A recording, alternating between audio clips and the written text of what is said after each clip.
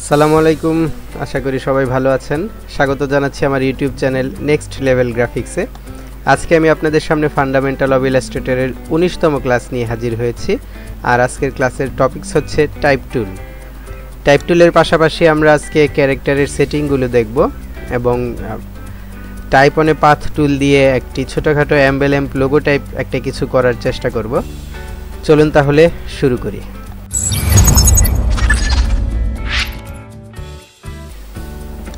এই হচ্ছে আমাদের টাইপ টুল, যার শর্টকাট হচ্ছে টি।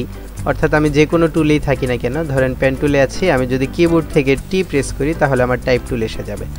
তো টাইপ টুলের ব্যবহার করার নিয়মটা হচ্ছে আপনি টাইপ টুলটা সিলেক্ট করবেন, সিলেক্ট করে এখানে একটা ক্লিক করবেন, আর্টবোর্ড বা যে কোনো জায়গায় একটা ক্লিক করবেন, তাহলে আপনার টাইপ টুলে লেখার যে বিষয়টা আছে, অপশনটা আছে, সেটা এসে যাবে। ধরেন আমি আবার দেখাচ্ছি, এটাকে ডিলিট করে দিলাম, টাইপ টুলে গেলাম, ক্লিক করলাম, ক্লিক করার পর যা মন চায় আমি এখানে টাইপ করতে পারবো। আমি এখানে লোগো লেখাটা টাইপ করলাম। তো একটা জিনিস হয়তো আপনারা খেয়াল করেছেন যে আমি যখন টাইপ টুলটাকে সিলেক্ট করি এবং এখানে ক্লিক করি তখন লোরেম ইপসাম নামের একটা ডেমো টেক্সট আসে। আসলে মূলত এটা 2017 সালের যে পরের ইলাস্ট্রেটরগুলো আছে, আপডেট ইলাস্ট্রেটর, সেগুলিতে এটা দেওয়া আছে। এটা আপনার ডেমো টেক্সট, অর্থাৎ আপনি কোন ধরনের ফন্ট ইউজ করছেন, তারপর ফন্ট কত পিটি, সাইজ, এই সকল বিষয় আপনি এখানে দেখতে পারবেন। জাস্ট এটা দেখার জন্যই এই অপশনটা এখানে অ্যাড করা হয়েছে। এর পুরাতন ইলাস্ট্রেটরের ভার্সনগুলোতে এটা নেই। তাহলে এটা সুবিধা বলতে শুধুমাত্র এতটুকুই, এটা থাকুক বা না থাকুক আপনার খুব বেশি একটা ইফেক্ট পড়বে না। তো ক্লিক করবেন, ক্লিক করার পর আপনার যা খুশি তা লিখবেন। ধরেন আমি লিখলাম লোগো ডিজাইন। এখন আমি এখানে লেখাটা শেষ করে দিতে চাচ্ছি। তো শেষ করতে হলে আমার আবার সিলেকশন টুলে একটা ক্লিক করতে হবে, তাহলে লেখাটা শেষ হয়ে যাবে। আমি ইচ্ছা করলে এখান থেকেও আমার যে টেক্সটটা আমি লিখেছি সেটাকে বড় করতে পারবো, ছোট করতে পারবো। তবে একটা এক্সাক্ট সাইজের জন্য আমাদের এটা অবশ্যই ক্যারেক্টার থেকে ছোট বড় সাইজটাকে ছোট বড় করতে হবে। তো ক্যারেক্টার হচ্ছে এই যে আমার এখানে ক্যারেক্টার প্যানেলটা, এই ক্যারেক্টার প্যানেলটা কিন্তু আপনাদের প্রাথমিক অবস্থায় এখানে থাকবে না, এটাই স্বাভাবিক, থাকে না। এটাকে আপনার আনতে হবে উইন্ডোতে গিয়ে আপনার এখানে টাইপ একটা অপশন আছে, উইন্ডোতে নিচে যাবেন, নিচে গিয়ে দেখবেন এই যে টাইপ একটা অপশন আছে, টাইপে গিয়ে ক্যারেক্টারে ক্লিক করবেন, তখন আপনার এই ক্যারেক্টারের অপশনটা আসবে এবং ক্যারেক্টারের অপশনটা আসলে আপনি আপনার সুবিধা মতো জায়গায় এটাকে পিন করে রাখবেন। তো দেখেন আমি যখন এই যে এই লোগো অথবা এই লোগো ডিজাইন, এই লেখাটা আমি যখন সিলেক্ট করছি, সিলেক্ট করার পর যখন আমি ক্যারেক্টারে ক্লিক করলাম, তখন এই যে ক্যারেক্টারে আমার প্রথমে যে অপশনটা আছে এখানে সেটা দেখাচ্ছে, এটা হচ্ছে আমার সেট দ্য ফন্ট ফ্যামিলি, মানে কোন ফন্ট ফ্যামিলির স্টাইল এটা মাইরেড প্রো, আমার এটা ডিফল্ট সেটিংস, এই কারণে এটা মাইরেড প্রোই আসছে। আমি ইচ্ছা করলে আমার যে কোনো টেক্সট নেম এখানে আমি লিখতে পারি। যেমন আমি একটা মাথায় এই মুহূর্তে আসলো রোবোটো ফন্টটা যদি আমি এখানে লিখি, এন্টার প্রেস করি, তাহলে আমার এই টেক্সটটা রোবোটো ফন্ট হয়ে যাবে, রোবোটো ফন্ট স্টাইল হয়ে যাবে। অথবা আমি যদি মনসেরাত লিখি, মনসেরাত পুরোটা লেখারও প্রয়োজন নেই, যে মনসেরাত এসে গেছে, মনসেরাত থিন, এখানে ক্লিক করলাম, আমার ফন্টটা কিন্তু চেঞ্জ হয়ে গেল। অথবা আমি ফন্ট চেঞ্জ করার জন্য এই যে আমার একটা নিচের দিকে একটা অ্যারো কির মতো আছে, এখানে ক্লিক করব। এখানে ক্লিক করার পর দেখেন আমার এখানে ফন্ট নেমগুলো আছে এবং পাশাপাশি এই লেখাটা কোন ফন্টে কেমন দেখা যাবে তার একটা স্যাম্পলও এখানে দেখা যাচ্ছে। আপনি যেই ফন্ট আপনার প্রয়োজন সেই ফন্টটা আপনি সিলেক্ট করবেন। এই হচ্ছে আমাদের আপাতত এখানে ফন্ট সিলেকশনের অপশন। তো ধরেন আমি এখান থেকে রোবোটোই নিলাম। তারপরে আসেন এখানে এই যে একটা নিচে অপশন আছে থিন, এই থিনটা হচ্ছে আপনার ফন্ট স্টাইল, কোন স্টাইলটা নিচ্ছেন। এখান থেকে থিন আছে, তারপর বোল্ড আছে, ব্ল্যাক আছে, এই যে এই যে তারপর black regular, black italic, medium italic, bold, যেটা আপনার পছন্দ, যেটা আপনার প্রয়োজন মনে করবেন সেটা নেবেন। এটা দিয়ে এই জিনিসগুলো নেওয়া যায়, ঠিক আছে। তারপর দেখেন এখানে আমি কিন্তু এখন আপনাদেরকে ক্যারেক্টারের যে সেটিংগুলো আছে সেগুলো নিয়ে আলোচনা করছি আপনাদের সাথে, মনোযোগ দিয়ে শুনবেন এবং মনে রাখার চেষ্টা করবেন। তো তারপরে এখানে এই যে একটা ছোট টি একটা বড় টি আছে, এটা হচ্ছে ফন্ট সাইজ।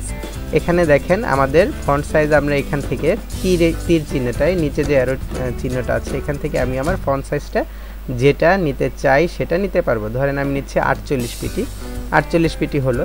তো এখন খেয়াল করেন এখানে কিন্তু সর্বোচ্চ 72 পিটি পর্যন্ত আছে, এরপরে আর নাই। তো 72 পিটি নিলাম। এখন আমার কি ফন্ট সাইজ শুধুমাত্র 72 পিটি নিব, এর চেয়ে বড় নেওয়ার কি দরকার আছে? না, অবশ্যই আছে। এটার জন্য আমি এখানে এই যে ক্লিক করে শিফট প্রেস করে টানবো, বড় হবে সব দিকে সমানভাবে। আর শিফট প্রেস করে না টানলে সাইজটা ব্যতিক্রম হয়ে যেতে পারে। এই যে ব্যতিক্রম সাইজ হয়ে গেছে। তো আমি শিফট প্রেস করে এটা যদি টানি তাহলে এটা বড় হবে।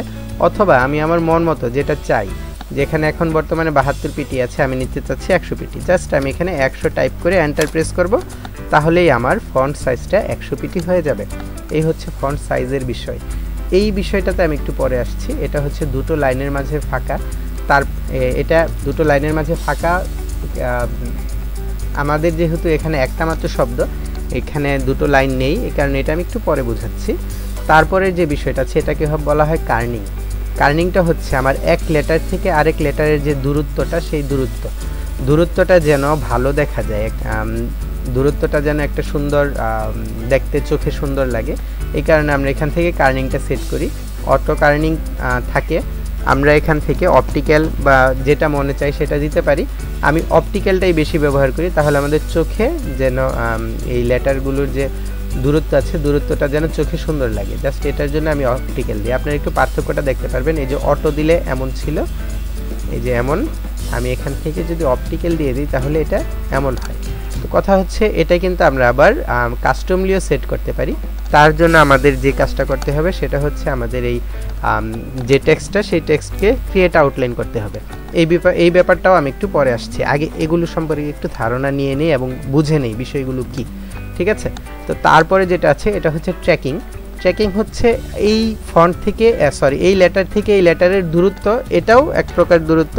এটা হচ্ছে চোখের সৌন্দর্যের জন্য দূরত্ব, যেটা কার্নিং।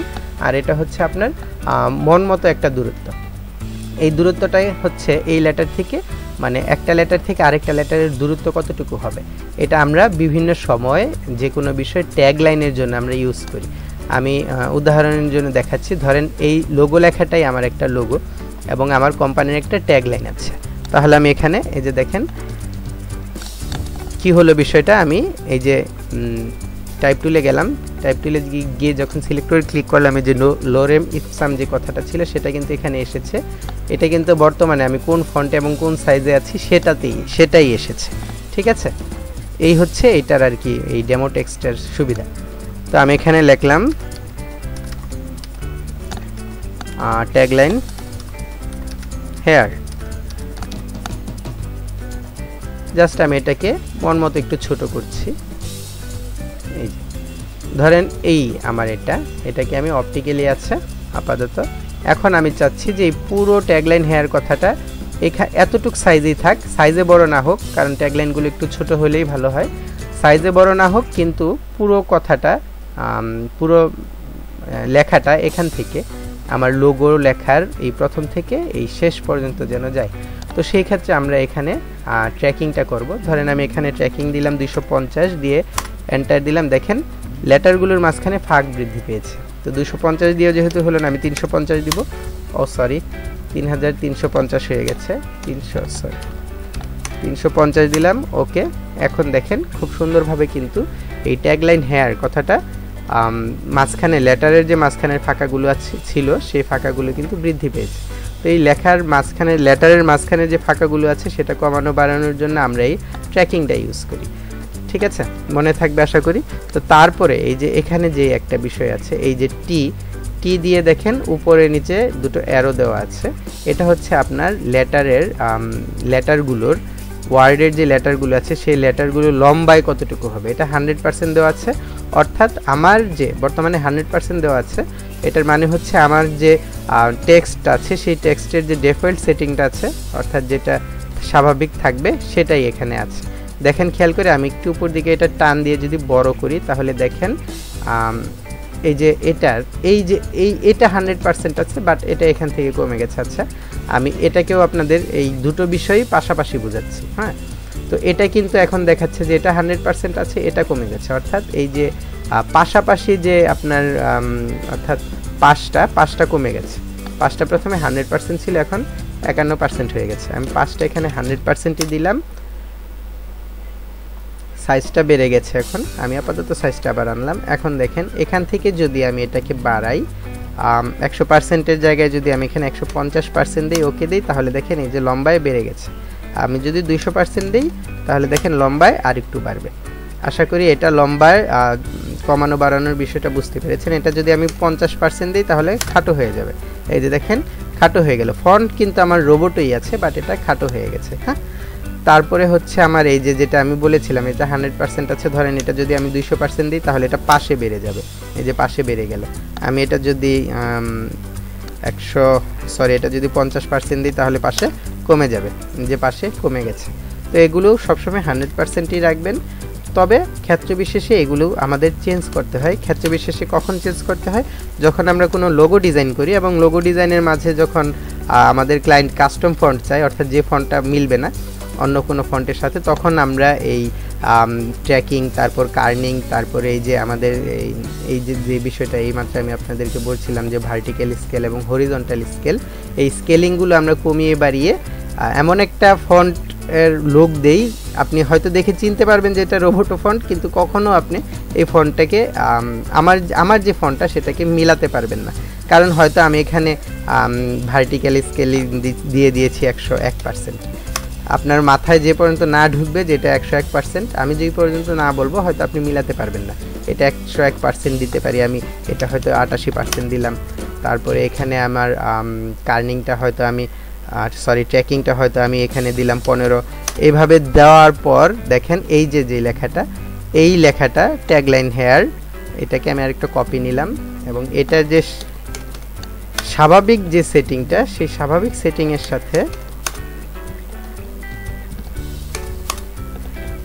সেটিংয়ের সাথে কিন্তু আপনি মিলাতে পারবেন না। দুটোর সাইজ একই, দুটোর সাইজে আমি একই দিচ্ছি। ধরেন দুটোর সাইজে দিলাম আমি 330 পিটি হয়ে গেছে। আমার কিবোর্ড কি সমস্যা করছে? দেখেন দুটো লেখা একই, ফন্টের স্টাইল এক, বাট আপনি কখনো এটা মিলাতে পারবেন না যে পর্যন্ত আমি এটার বিস্তারিত, প্রথম লেখাটার বিস্তারিত আপনাকে না বলছি, অর্থাৎ ট্র্যাকিং, কার্নিং, ভার্টিক্যাল স্কেলিং, তারপর হরিজন্টাল স্কেলিং, এগুলি যে পর্যন্ত না বলছি। তো এগুলি আমরা তখনই ইউজ করি যখন ক্লায়েন্ট আমাদের কাছ থেকে ইউনিক কোনো ফন্ট চায়, অর্থাৎ ইউনিক ধরনের কিছু চায়। এই বিষয়গুলো।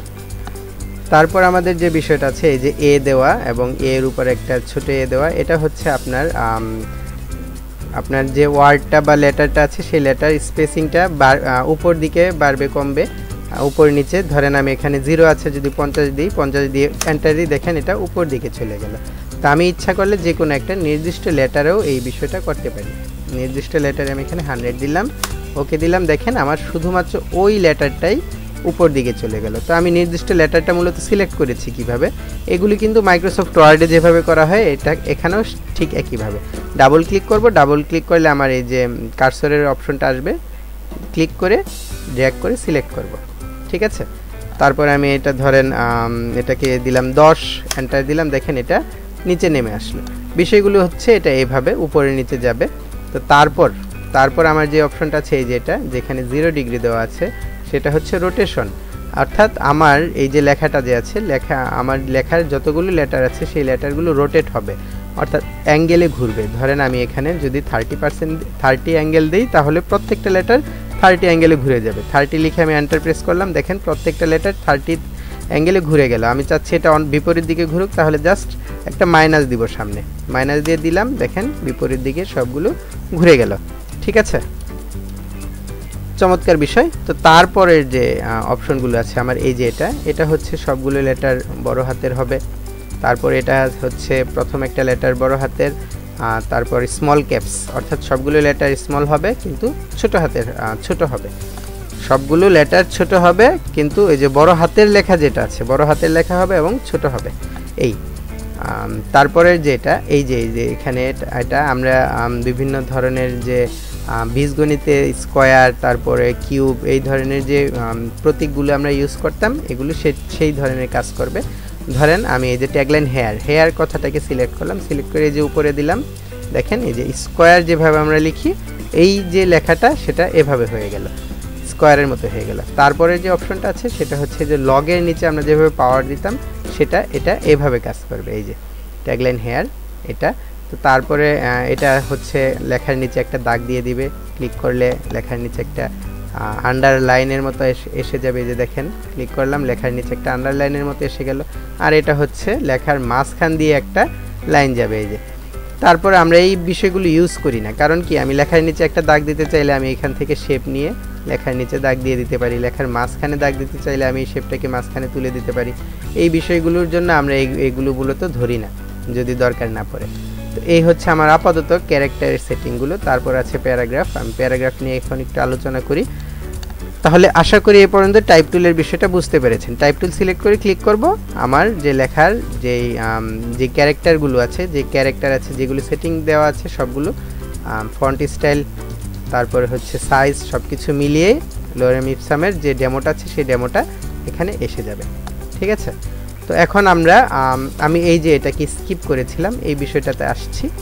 তো তার জন্য আমাদের এখানে আরেকটা বিষয় একটু বুঝতে হবে। ধরেন আমি একটা কথা লিখছি যে মাই নেম ইজ, আমি আপাতত এই যে এটাকে চেঞ্জ করছি, এটাকে আমি 24 পিটি দিলাম। ওকে, এটা এই পর্যন্তই থাক। আবার সিলেক্ট করলাম, ওই যে 24 পিটি আছে। তারপর এই নিচের অংশটা অনেকটা বাড়তি মনে হচ্ছে, কারণ নিচে আমি কোন সেটিংটা চেঞ্জ করেছি যার জন্য নিচে এই যে সেটিংটা চেঞ্জ করেছি 50 পিটি, এটাকে 0ই থাক। এখন দেখেন নিচের অংশটা আর বাড়তি নেই।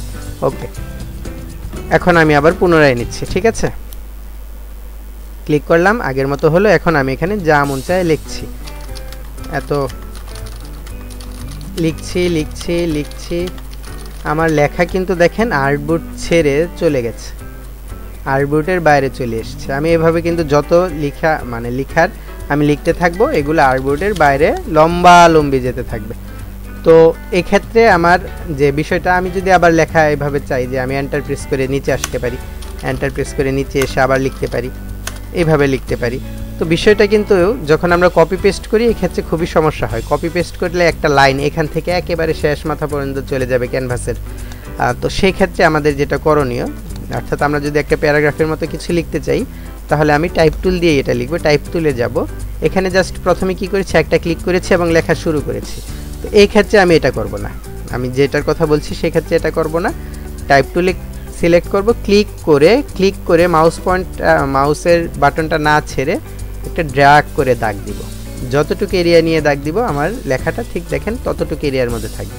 আমি এখন যাই লিখি না কেন, দেখেন আমার যখন এই এরিয়াটা শেষ হলো, আমার আর এন্টার প্রেস করতে হচ্ছে না, এটা অটোমেটিক চলে যাচ্ছে।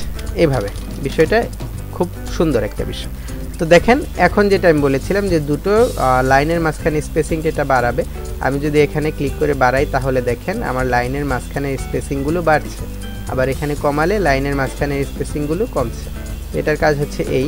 তারপরে আমরা প্যারাগ্রাফে যাই। প্যারাগ্রাফের বিষয়গুলো হচ্ছে এটা সম্পূর্ণই মাইক্রোসফট ওয়ার্ডের মতো এইগুলো বিষয়।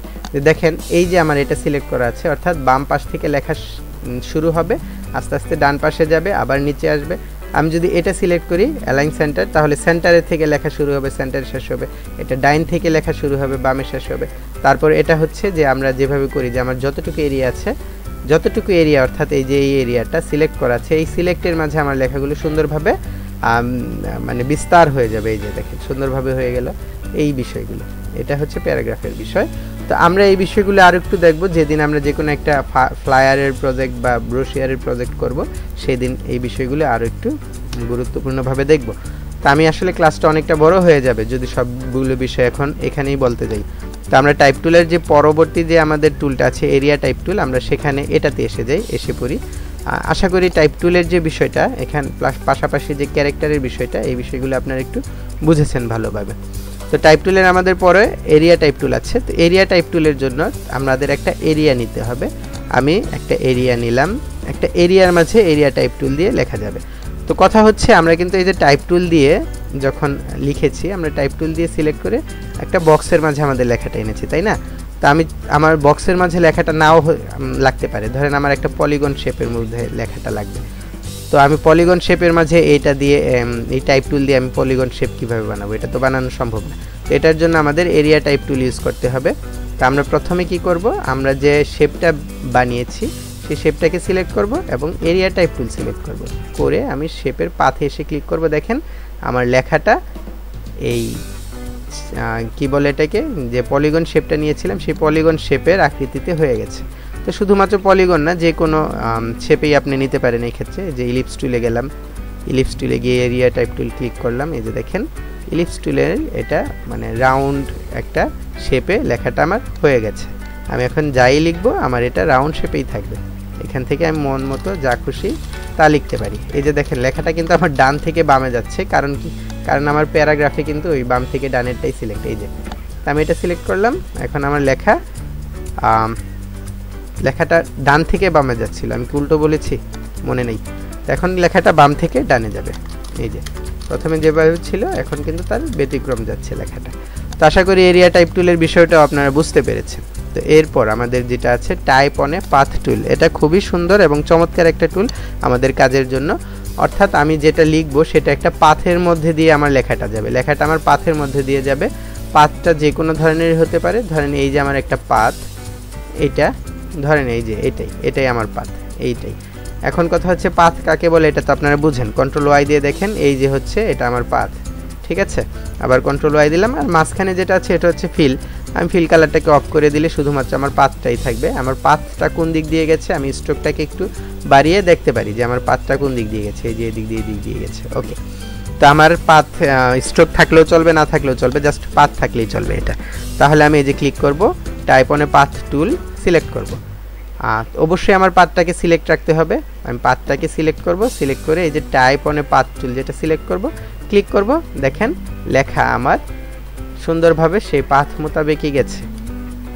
তো এখানে কথা হচ্ছে আমি ইলিপস টুল নিলাম, ইলিপস টুলে সিলেক্ট করলাম। আমি চাচ্ছি যে আমার লেখাটা এই যে ইলিপস টুলের উপর দিয়ে যাক, তাহলে আমার শেপটা সিলেক্ট করব, অর্থাৎ পাথটাকে সিলেক্ট করব, ক্লিক করব, লেখা এসে যাবে। ধরেন আমি লিখলাম লোগো নেম হেয়ার। এখন কথা হচ্ছে এটাকে আমি এখন বড় করি, ক্যারেক্টারে গিয়ে লেখার সাইজটাকে একটু বড় করি, যে লোগো নেম হেয়ার দিলাম। এখন মাঝখানে আমার যে কোনো একটা লোগো থাকতে পারে। ওকে, এটাকে দেখেন আমি কিভাবে ঘুরিয়েছি, দেখেছেন লেখাটাকে প্রথমে ছিল এভাবে, তো এটা উপর দিকে আছে, শুরুটা উপর দিকে আছে, শেষটা নিচের দিকে আছে। আমি শুরু এবং শেষ যদি সমান করতে চাই কন্ট্রোল আর দিলে রুলারটা আসবে, রুলারটাকে ধরে নিয়ে আমি একটা গাইড নিব। গাইড নেওয়ার পর আমি ক্লিক করে এই যে কর্নারে গিয়ে এটাকে রোটেট করব, কর্নারে গিয়ে ক্লিক করে রোটেট করব। তাহলে দেখেন এখন দুই সাইড সমান আছে। তারপর আমি গাইডটাকে সিলেক্ট করে ডিলিট করে দেব। গাইডের বিষয়গুলো আমি আমার প্রথম দিকের ক্লাসগুলোতে বলেছি, আশা করি সেগুলো আপনাদের মনে আছে। মনে না থাকলে কাইন্ডলি একবার একটু দেখে আসবেন। তো লোগো নেম হেয়ার লিখলাম, ধরেন এখানে হচ্ছে আমার লোগোটা, এই যে এটা আমার লোগো, এটা হচ্ছে আমার লোগো, আর এটা লোগো নেম হেয়ার এখানে আসলো।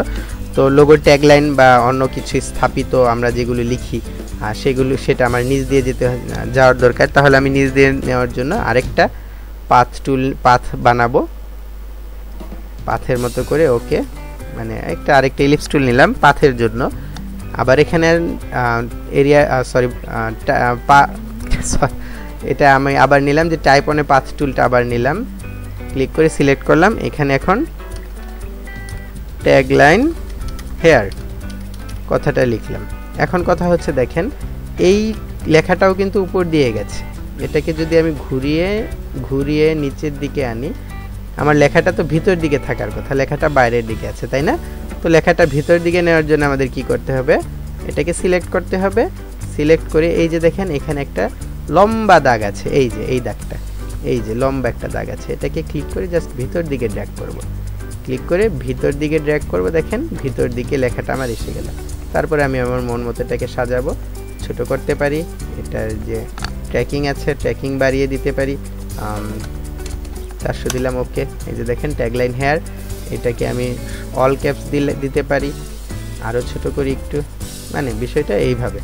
তাহলে উপর দিয়ে লেখা এবং ভিতর দিয়ে লেখা এই দুটো বিষয় হয়তো আশা করি বুঝতে পেরেছেন। টাইপ অন এ পাথ টুল, যে কোনো পাথের উপর এটা দিয়ে আমরা লিখতে পারবো। ধরেন আমি এখান থেকে স্পাইরাল টুল নিলাম, একটা শেপ নিলাম, স্পাইরাল টুল নিয়ে একটা শেপ বলতে একটা আর্টওয়ার্ক নিলাম, ক্লিক, এটাকে একটু ঘুরিয়ে দিই। এখন এই যে টাইপ অনে পাথ টুলে ক্লিক করলাম, দেখেন আমার লেখাটা এভাবে হয়ে গেল। তো চমৎকার নেই বিষয়টা, আশা করি এটা এই পর্যন্ত বুঝতে পেরেছেন। তারপরের যে বিষয়গুলো, যে ভার্টিক্যাল টাইপ টুল, এটা আপনি এটা যদি আপনি সিলেক্ট করেন, যাই লিখবেন উপর নিচে হবে। যে আমরা লিখছি উপর নিচে হচ্ছে। তারপরের যেটা আছে ভার্টিক্যাল এরিয়া টাইপ টুল, এটা আপনারা হয়তো বুঝতে পেরেছেন যে এটার ক্ষেত্রে আমাদের এরিয়া টাইপ টুলের মতোই কাজ করবে এবং এটা ভার্টিক্যালি কাজ করবে। এই যে ভার্টিক্যাল এরিয়া টাইপ টুল নিয়ে আমি এখানে ক্লিক করলাম, দেখেন লেখাগুলো উপর থেকে নিচে ভার্টিক্যালি আসলো। ঠিক আছে, তো তারপরে আছে ভার্টিক্যাল টাইপ অনে পাথ টুল।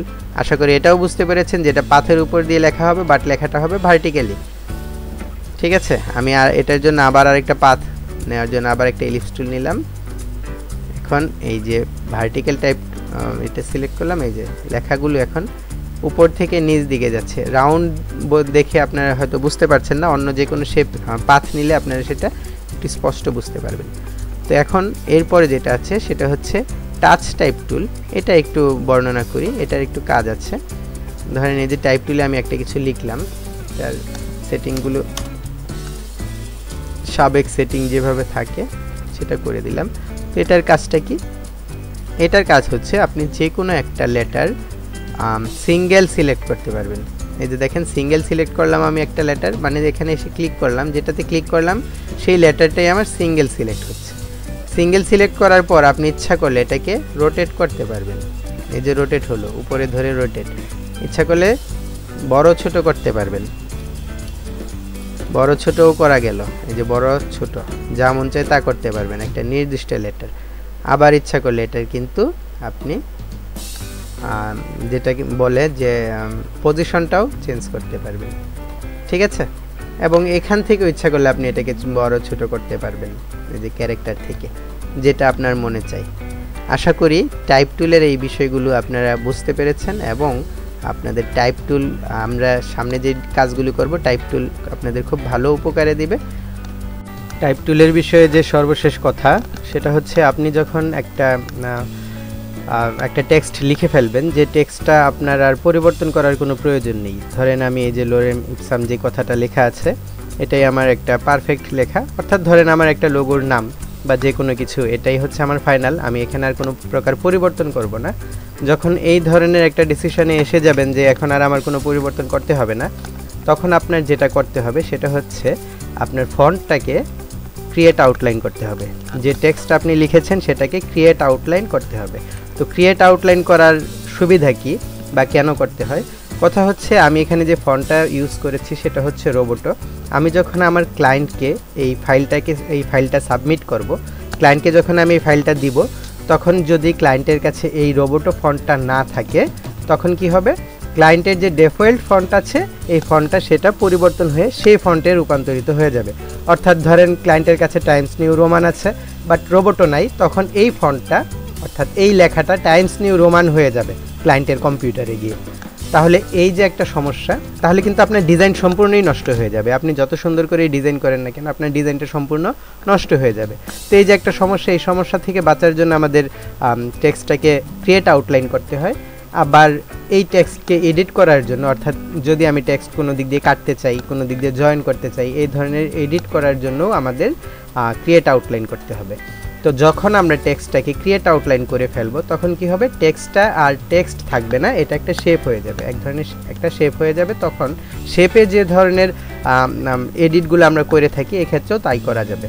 দেখেন আমি ফন্টটাকে ক্লিক করলাম, রাইট বাটন ক্লিক করলাম, এই যে ক্রিয়েট আউটলাইন যে অপশনটা আছে এখানে ক্লিক করব, অথবা আমি শিফট কন্ট্রোল ও প্রেস করব, তাহলে আমার ক্রিয়েট আউটলাইন হয়ে যাবে। এই যে ক্লিক করে আমি এই ফন্টটাকে ক্রিয়েট আউটলাইন করে দিলাম। এখন কিন্তু এটা আর ফন্ট নেই, এখন এটা শেপ হয়ে গেছে। দেখেন আমি একটু উদাহরণ দিই। এই যে আমি এখানে এই লেখাটাকে সিলেক্ট করলাম, এটা এখানে কত আছে? 12 পিটি দেওয়া আছে। এটা কত? এখানে 75 পিটি। ওকে, তো কথা হচ্ছে দেখেন দুটো ফন্ট কিন্তু দেখতে একই রকম দেখা যাচ্ছে, একই সাইজ মনে হচ্ছে, একই সাইজ মূলত, তারপর এটাকে দেখা যাচ্ছে 12 পিটি আর এটা 75। আচ্ছা যাই হোক, আমি যদি এটাকে 10 পিটি করি, এখানে খেয়াল করেন 10 পিটি দিলাম, এন্টার দিলাম, তাহলে কিন্তু লেখাটা আমার ছোট হয়ে গেল। বাট এটাকে যদি আমি সিলেক্ট করি, সিলেক্ট করে যদি 10 পিটি দিই, এন্টার দেই, এটা ছোট হবে না। এখান থেকে আমি এটা যতই বড় করি এটা বড় হবে না।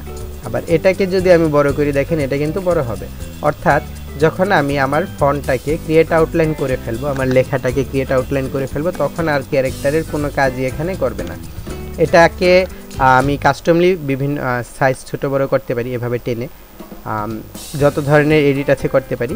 আনগ্রুপ করব, আনগ্রুপ করার পর একটা একটা করে আমি ফন্ট আলাদা করতে পারবো। একটা ফন্ট ইচ্ছা করলে আমি এখান থেকে বড় করতে পারবো আনগ্রুপ করে। তারপর ধরেন আমি ডিরেক্ট সিলেকশন টুল দিলাম, এই দুটো অ্যাঙ্কর পয়েন্ট সিলেক্ট করলাম, এটাকে বড় টেনে এখানে নিয়ে আসলাম। তারপরে এটাকে এই জিরোটাকে ওটাকে উপরে দিলাম। এভাবে আমি যত ধরনের এডিট আছে আমি কিন্তু ক্রিয়েট আউটলাইন করার পর করতে পারবো। ঠিক আছে, ভুলে গিয়েছিলাম যে বলেছিলাম যে একটা ইয়ের মতো হয়তো একটা ডিজাইন করব, কি বলে এটাকে, একটা এমব্লেম লোগোর মতো একটা কিছু করব। তো কথা বলতে বলতে চলেন করে ফেলি। একটা এলিপস টুল নিলাম, ইফেক্টে গেলাম, ডিস্টর্ট অ্যান্ড ট্রান্সফর্ম জিগজ্যাগ। দেখেন এই যে এরকম জিগজ্যাগ নিলাম, এই সাইজটা একটু ছোট করি আমি, সাইজ আরেকটু বড়। তারপরে হচ্ছে এটাকে আমি পয়েন্টগুলো স্মুথ করে দিলাম এবং আরেকটু বাড়ালাম। ঠিক আছে, আরেকটু বাড়িয়ে ওকে দিলাম।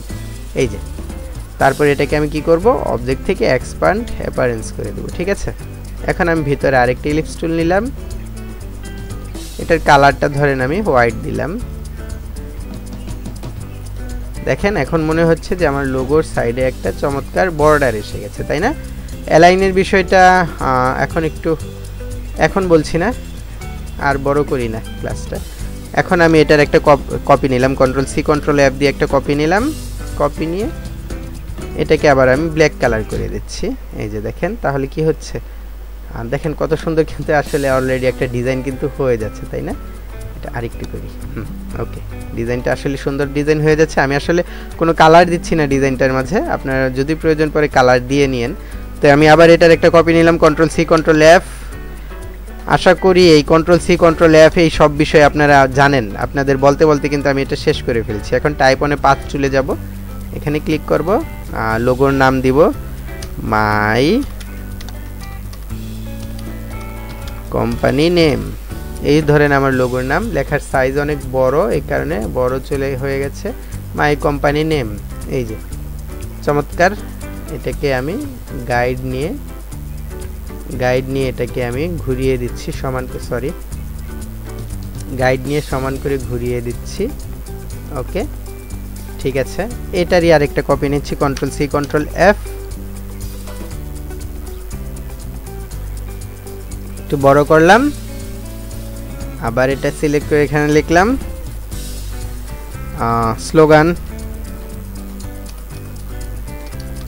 স্লোগান গোস হেয়ার। এখন আমার লেখাটা কি ভিতর দিয়ে আনতে হবে না? তো ভিতর দিয়ে কিভাবে আনবো এটাও আপনাদের এইমাত্র বলেছি, আমি আশা করি জানেন। স্লোগান গোস হেয়ার, আমি এটার সাইজটা দিয়ে দিচ্ছি 20 পিটি এবং এটার ট্র্যাকিংটা আমি দিচ্ছি 250, আর একটু বেশি 500 দিই। 500 দিলেও বেশি হয়ে যাচ্ছে, তাহলে 300 দিতে পারি। ঠিক আছে, সমস্যা নেই। এটাকে আমি ঘুরিয়ে দিলাম। ওকে, এটাকে আরেকটু ছোট করি। এখন দেখেন এখানে যে বিষয়টা, আমি এটাকে যদি ছোট করি বলছি এবং ছোট যদি করি, শিফট প্রেস করে ছোট করছি, দেখেন এটা ছোট কিন্তু কিভাবে হচ্ছে, অর্থাৎ ছোটটা নিচ থেকে উপর দিকে হচ্ছে। তো আমি ছোটটা মাঝামাঝি করতে চাই, তাহলে আমি ছোট করব শিফট প্রেস করে এবং পাশাপাশি অল্টার প্রেস করব। শিফট অল্টার প্রেস করে যখন ছোট করব, ছোটটা মাঝামাঝি হবে। দেখেন ছোটটা চমৎকারভাবে মাঝামাঝি হয়েছে। আমি একটা স্টার টুল নিলাম, এখানে একটা স্টার বানালাম, এখানে একটা কপি করে স্টারটাকে বসিয়ে দিলাম, গাইডটাকে সিলেক্ট করে ডিলিট করে দিলাম। দেখেন কত সুন্দর একটা লোগোর শেপ এসে গেছে। এখন আমি মাঝখানে লোগোর যে কোনো একটা আইকন দিতে পারি, আইকন তৈরি করে দিতে পারি। একটা আইকন তৈরি করে ফেলি, একটা রাউন্ড শেপ, মানে একটা রাউন্ড নিলাম। এটার স্ট্রোকের কালারটা 4 পিটি আছে, 4 পিটি থাকে, আপাতত সাদা দিচ্ছি। সাদা দেওয়ার পর খুব বেশি কিন্তু আমি কাজ করব না। হ্যাঁ, যে আমার যে রোটেট টুল আছে, রোটেট টুলে গেলাম, অল প্রেস করে ক্লিক করলাম, অ্যাঙ্গেলটাকে আমি আপাতত 15 দিলাম, 15 দিয়ে একটা কপি নিলাম, কন্ট্রোল ডি দিয়ে ডুপ্লিকেট নিতে থাকলাম। ওকে, ঠিক আছে, সবগুলো সিলেক্ট করলাম, ছোট করি, কন্ট্রোল জি দিয়ে গ্রুপ করলাম, গ্রুপ করে এখন এটাকে ধরে মাঝখানে এনে বসিয়ে দিলাম। এই যে আমি কিন্তু আবার শিফট অল্টার প্রেস করে ছোট করছি, ঠিক আছে, দেখেন। তাহলে এই যে আমার কত সুন্দর একটা অ্যাম্বেল্যাম্প স্টাইলের লোগো হয়ে গেল কত অল্প সময়ের মাঝে। তো কালার দেইনি, আবারও বলছি, আপনার কালারের প্রয়োজন পড়লে কালার দিবেন। ক্লাসটা আশা করি ভালো লেগেছে। বারবার একটা কথাই আপনাদের আমি বলি, ক্লাস ভালো লাগলে অবশ্যই লাইক করবেন, এতে আমার উৎসাহ বাড়বে। পরবর্তী ক্লাসের আমন্ত্রণ জানিয়ে আজকের ক্লাসটা আমি এখানেই শেষ করছি। সে পর্যন্ত ভালো থাকবেন, আল্লাহ হাফেজ।